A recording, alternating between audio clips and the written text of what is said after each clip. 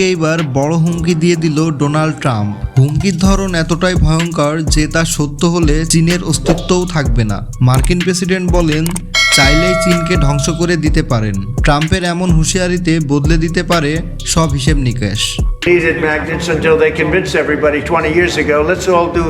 Donald Trump আরও বলেন, চীনের হাতে যেমন কিছু তাস রয়েছে, আমাদের হাতেও তেমন কিছুই রয়েছে। আমি সেই তাস খেলতে চাই না। যদি খেলতে শুরু করি, চীন ধ্বংস হয়ে যাবে। আমরা চাই না সেই পরিস্থিতি তৈরি হোক।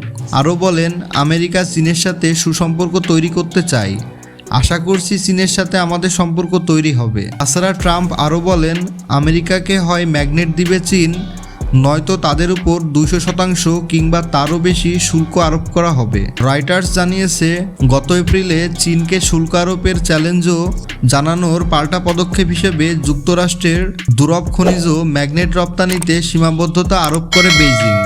বিশ্বের ম্যাগনেট বাজারের 90% নিয়ন্ত্রণ করে চীন। এই উপাদানটি সেমিকন্ডাক্টর চিপসহ গুরুত্বপূর্ণ পণ্য উৎপাদনে অপরিহার্য, বিশেষ করে স্মার্টফোনের মতো প্রযুক্তি পণ্যে বেশি গুরুত্বপূর্ণ।